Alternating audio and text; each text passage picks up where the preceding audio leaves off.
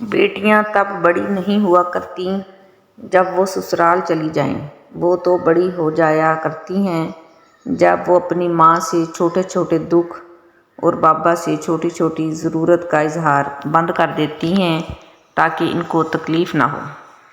بڑے کہتے ہیں بیٹیوں سے ڈر نہیں لگتا، ان کے نصیبوں سے لگتا ہے، ورنہ جتنا احساس بیٹیاں ماں باپ کا کرتی ہیں بیٹے کر ہی نہیں سکتے۔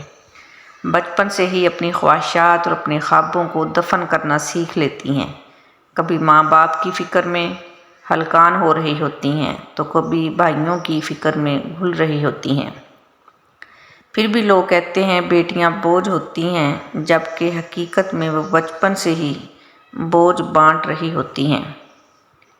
ایک بیٹی اور ایک درخت دونوں کا گھر میں ہونا ضروری ہے، کیونکہ درخت ہمیشہ سایہ دھوپ میں دیتا ہے اور بیٹی ہمیشہ درد میں ساتھ دیتی ہے۔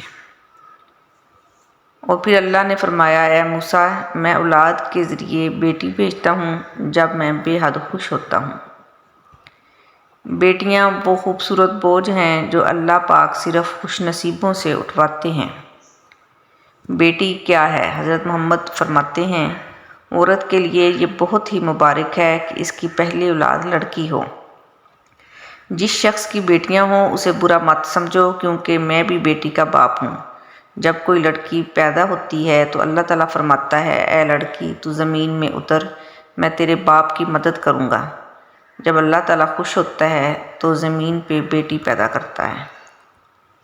بیٹیاں جہنم سے آڑ ہیں۔ رسول اللہ صلی اللہ علیہ وآلہ وسلم نے فرمایا، جس کے پاس 3 بیٹیاں ہوں اور وہ ان کے ہونے پر صبر کرے، ان کو اپنی کمائی سے کھلائے پلائے اور پہنائے، تو وہ اس شخص کے لیے قیامت کے دن جہنم سے آڑ ہوں گی۔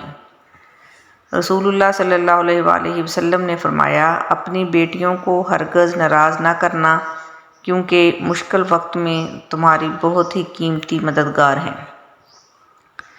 رسول اللہ صلی اللہ علیہ وآلہ وسلم نے فرمایا، جس شخص پر لڑکیوں کی پرورش اور دیکھ بھال کی ذمہ داری ہو اور وہ اس کو صبر و تحمل سے انجام دے تو یہ لڑکیاں اس کے لیے جہنم سے آڑ بن جائیں گی۔